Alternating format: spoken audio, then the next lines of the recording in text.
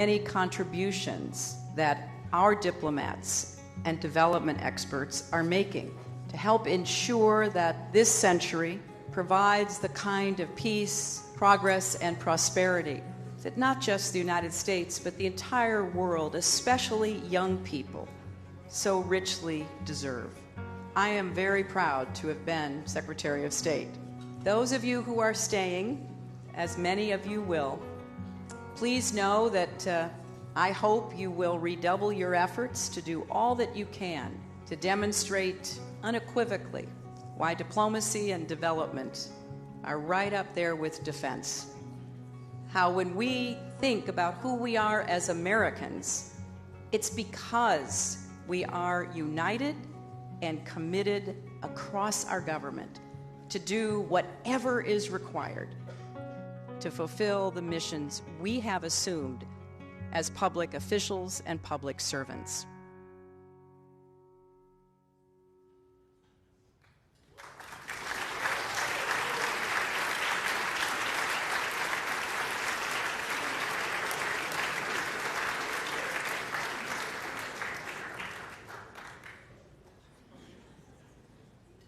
Distinguished guests, the Secretary of State of the United States, accompanied by the 67th Secretary of State, Hillary Rodham Clinton, the 42nd President of the United States, William Jefferson Clinton, and Ms. Evan Ryan.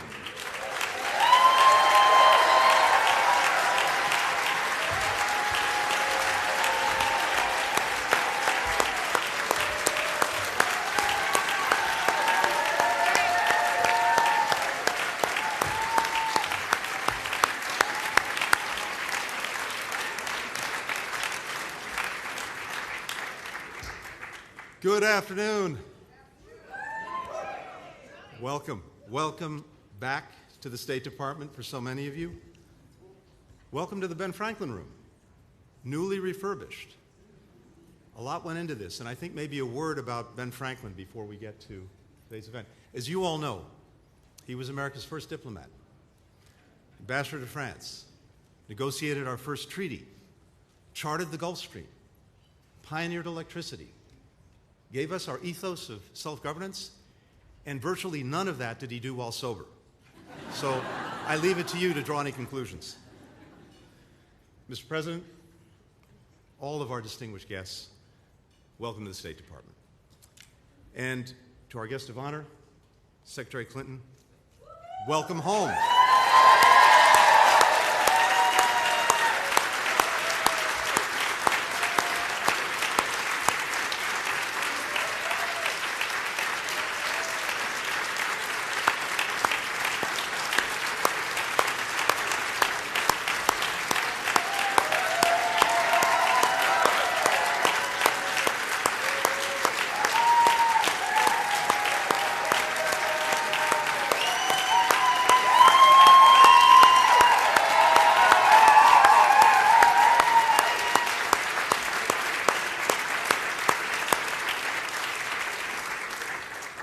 If you'll allow me one quick word of personal privilege. One of the great honors of my life was working for President Clinton. And quite simply put,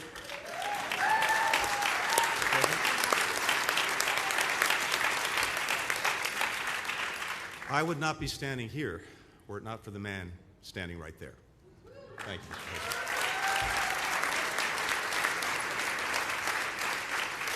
But to our guest of honor today, it is a joy to have you back at the State Department. And I'd say from looking around this modestly filled room, from listening to folks in my office, in the hallways of the department, throughout this entire building, I know that feeling is shared by members of your very big State Department family. I'd also like to welcome back members of your staff. This is a homecoming for each and every one of you, too. And thank you for being here today.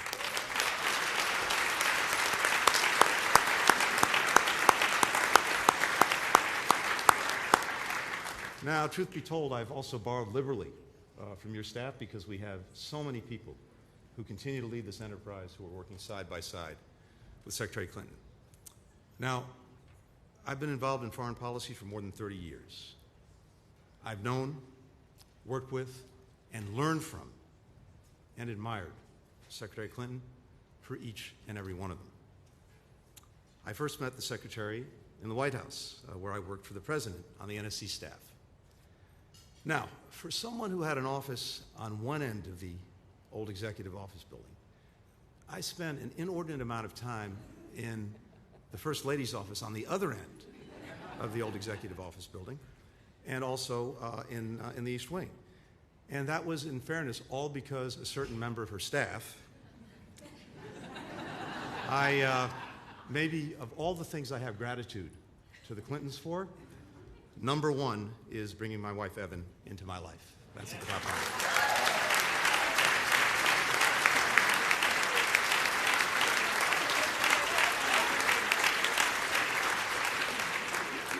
Now, as the Secretary knows very well, the walk to the Secretary's office on the 7th floor is a little bit awe-inspiring. It's a little bit humbling. You pass through the stately diplomatic reception rooms and then down that wood-paneled mahogany row, surrounded by portraits of our predecessors, most of them looking a little bit severe, many with some pretty imaginative facial hair, and all but 3 of them white men. Of course, it's what these secretaries did that is most humbling to those of us who followed in their footsteps. Some of them won our young republic its first friends and allies, helped our nation navigate world wars, negotiated treaties and peace agreements, charted the future of the international system and America's role in it. And now, beginning today, another secretary will join this esteemed group, a secretary who helped transform American diplomacy for the 21st century, Hillary Rodham Clinton.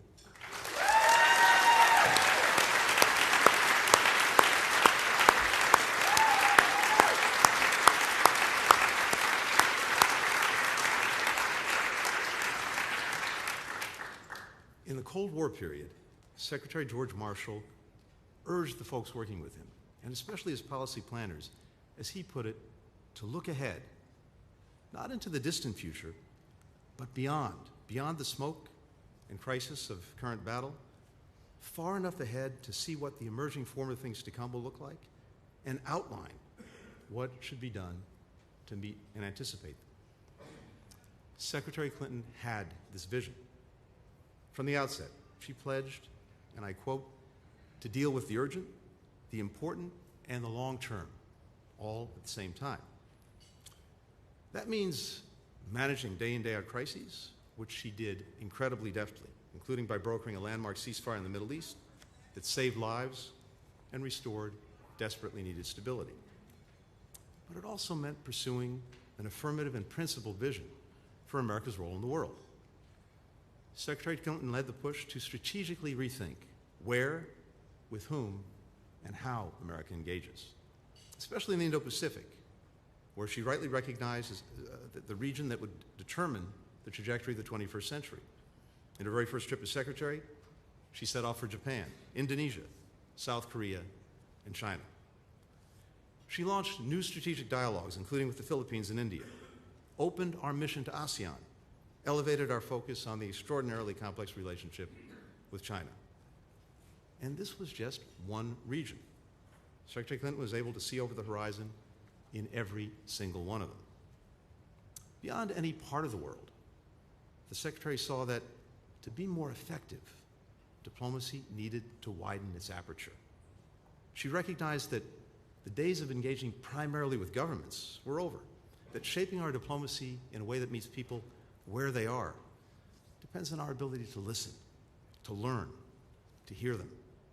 Students, youth leaders, business owners, women and girls, journalists, human rights defenders, democracy activists, these two were America's essential partners. She held town halls and town interviews wherever she went, from Tokyo to Bishkek to Nairobi to Islamabad. She got out of government ministries and into communities, and by doing so, she encouraged people across this department to do the same thing, and that, in turn, enhanced our standing and our influence around the world.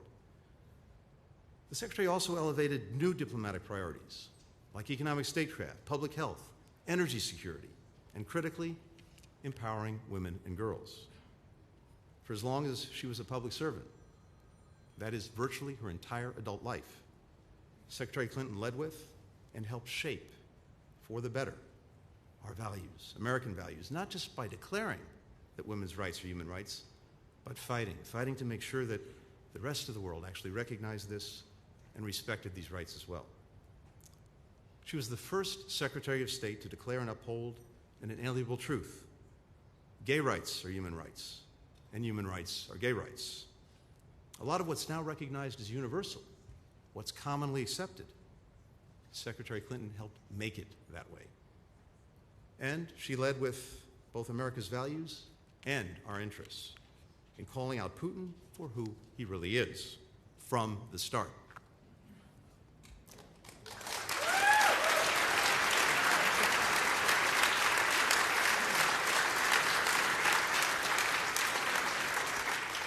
To make sure that America could more effectively lead and drive global good in the world, Secretary Clinton modernized and updated how we actually do diplomacy.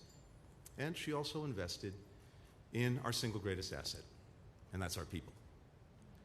Secretary Colin Powell used to tell a story about a letter that he received on his very first day from the great strategist George Kennan. Kennan wrote that every Secretary of State has two jobs.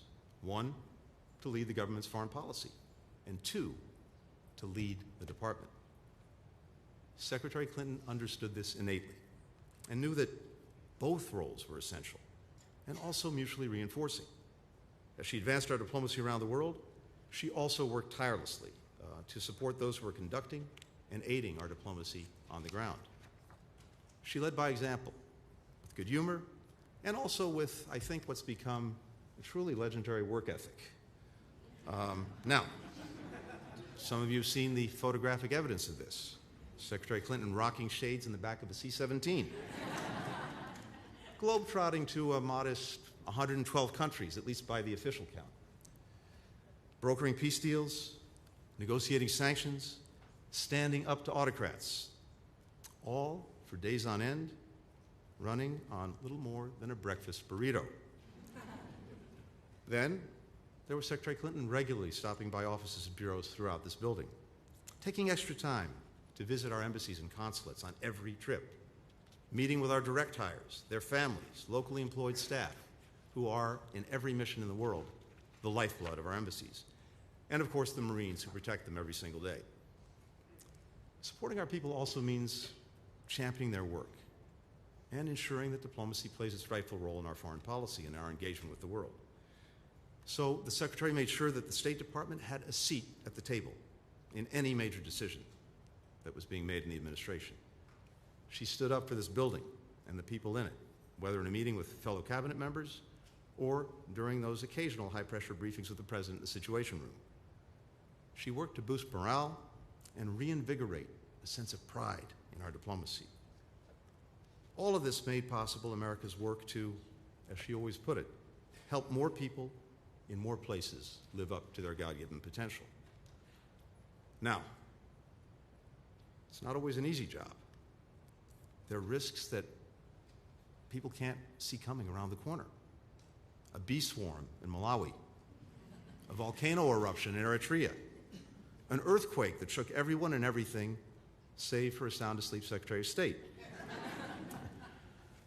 Tom Nides once gifted the Secretary an NFL helmet at a staff meeting. And I've got to say, if you still have it, I'd love to borrow it. But the Secretary managed all of this in incredibly high style. As she's fond of saying, like Ginger Rogers did, in heels, dancing backward. Or, in Secretary Clinton's case, dancing a little salsa at Cafe Havana in Cartagena. Secretary Clinton has often said that America's leadership in the world is like a relay race. Presidents, secretaries, entire generations are handed the baton and asked to run a leg of the race and then hand it off as best we can. Pass on the torch, pass on the relay to the next generation. Secretary Clinton, your leg of the race helped revitalize the power and the purpose of American diplomacy.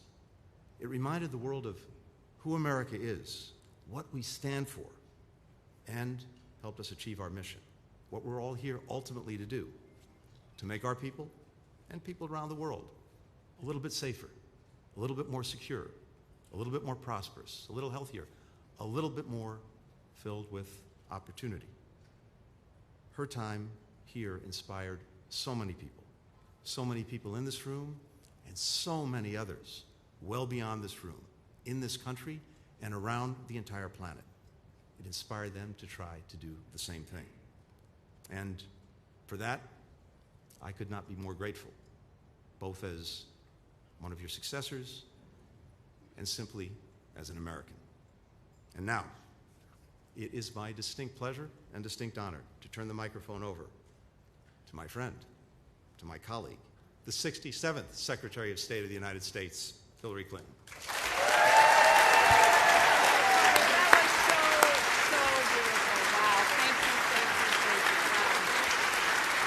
Thank you.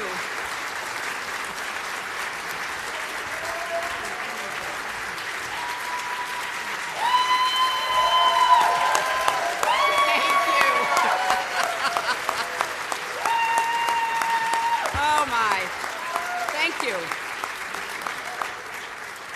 Oh, it is such a joy to be here with all of you and to be in this newly refurbished, incredible Ben Franklin room. We are the first people seeing it, and I am so excited to see how this will continue creating opportunities for people to come together, to work together in such a beautiful setting. Let me start by thanking Secretary Blinken. I am incredibly grateful to you for your leadership, the tremendous job you're doing on behalf of President Biden's foreign policy, the successes that you and your colleagues have obtained. It's truly remarkable. I think if we had been in this room in its former, much gloomier kind of look a couple years ago and talked about an invasion of Ukraine that, instead of driving a stake between us and our allies, brought us closer together in order to support the right of the Ukrainian people to defend their liberty and freedom and democracy, people might have doubted that because we had burned so many bridges with our allies and our friends. So reinstating a foreign policy that plays to the best of American values, that puts our interests and security front and center, but does it in a way that actually brings people to us, not pushes them away, would have been thought to be extremely difficult. And indeed, it was, but it was accomplished. And that, plus so much else you've done around the world in your time, helping to restore America's standing, keeping us safe, strong, and respected, is truly remarkable. Thank you, Secretary Blinken.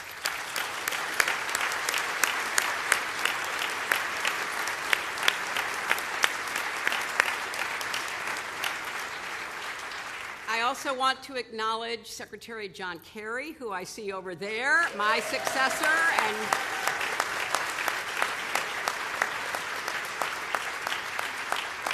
thank you, John, for your indefatigable leadership on behalf of climate and everything you're doing to try to help us outrun the rise in temperature and all that comes with it. I know I and many other Americans are very grateful.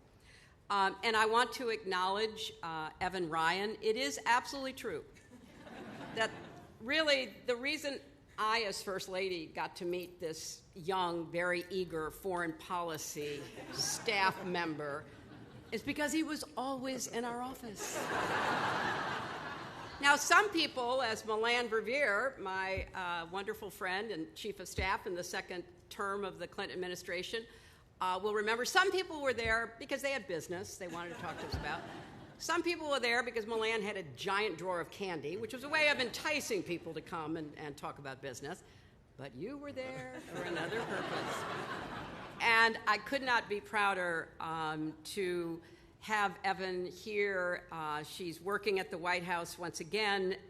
Her service is extraordinary as well. And I love the fact that they met during the Clinton administration. So thank you.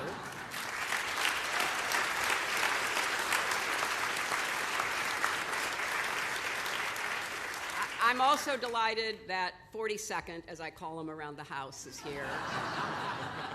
It always gets his attention. You know, sometimes saying Bill, he's watching, you know, basketball or football or something, you know, but if I say, oh, how do I hum Hail to the Chief?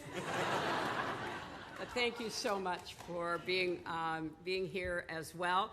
I want to thank Steve Polson for the portrait, which you'll see in just a few minutes. He has extraordinary talent that has been called on by other secretaries of state whose portraits you will see around the building.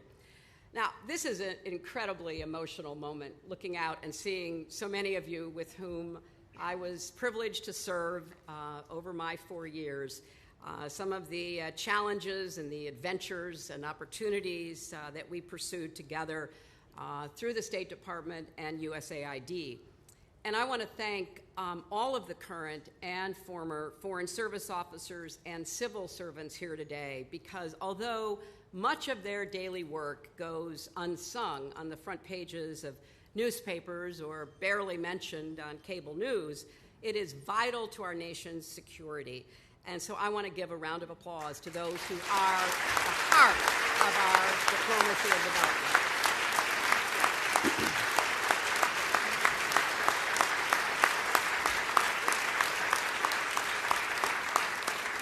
When I came into this building now 14 years ago, hard to believe, I knew there was something very special about this place, and that having the singular honor of leading the State Department and USAID would be an incredible, both personal and professional experience.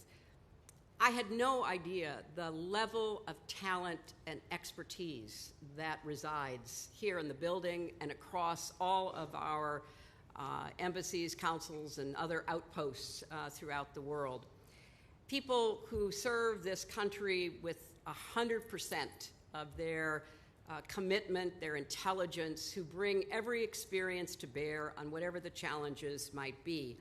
I am so grateful that I got to spend those 4 years crisscrossing the globe with many of you, endless miles traveled, oceans crossed in pursuit of peace, prosperity, and security.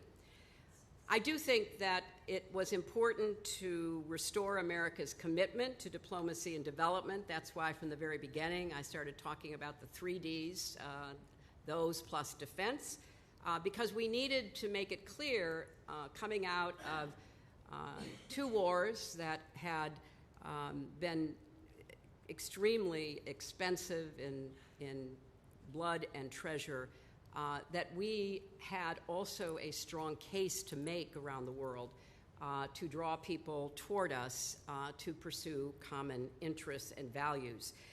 And I think, as the Secretary just said, we tried to do that by dealing with individual crises, of course, but also taking a longer-term view about where we wanted to be, what kind of world we wanted to create for our children and our grandchildren. So we built global coalitions to curb nuclear proliferation, to tackle climate change, to promote democracy. We continued to build on our human rights commitments, women's rights, gay rights, the rights of all people to have a chance to live up to their own God-given potential. And we have seen the continuation of a lot of the values and priorities that we worked on into the Biden administration. And in looking across the globe, defending democracy in Ukraine, expanding NATO, just as an aside, too bad, Vladimir. You brought it on yourself, and that was such a point of contention. And we always said, people are not forced to join NATO. People choose. and want to join NATO. And so, indeed, expanding NATO, facing down Russian aggression, managing the challenges from China using creative diplomacy in the Indo-Pacific, from the Quad to AUKUS to the historic Camp David meeting between the Japanese and South Korean leaders, and strengthening our alliances and partnerships. Now, of those 3 Ds, we know defense gets the most attention, gets the most money, but the people in this room understand very well the enduring power of diplomacy and development, not only to keep us safe, but to promote our interests around the globe. I am privileged right now to be teaching at Columbia University at the School of International Policy and Affairs, and co-teaching with the dean, who is an expert in international relations, particularly the theories that help explain why leaders make the decisions that they do. Our course is called Inside the Situation Room, and of course I use a lot of examples from American diplomacy and development in order to convey to students in this very large class what's possible besides aggression or responding to aggression. Now, everyone here is part of the tradition of diplomacy, which is as old as our country, as Ben Franklin is watching over us.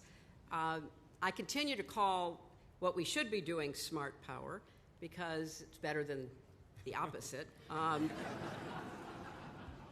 And I remember very well how the increase in applications to the Foreign Service started going up once President Obama took office. People want to serve our country. They even are willing to put themselves in harm's way without wearing a full military uniform and carrying an assault rifle. They want to be part of building a better world that the United States can help to shape. So there are no finer public servants than those who I was privileged to live with. You know, when I think about the myriad of challenges our country and the world face, and people have this phrase, you know, polycrises, which sadly is kind of descriptive. What makes me sleep a little better at night is knowing that there are people in our government getting up every day trying to make the right decisions, sometimes when that's not so obvious, sometimes when it carries consequences and costs that can be difficult to explain away, but which are part of charting the course we need to take us forward. So thank you, Secretary Blinken, for your work, continuing the tradition that Secretaries of State certainly aim to fulfill, of being a good steward during the time that you're here of our country's values, interests, and security. And it is such a joy to be back here. And I haven't seen this portrait in a really long time. Steve Paulson is amazing, but between COVID, between not wanting to finish it during the prior administration,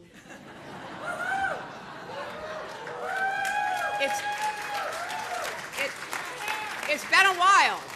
It's been a while, and I am going to be probably as surprised as all of you, but this could not be a happier occasion, and thank you so much for hosting us. Now I get to get out of the way, right?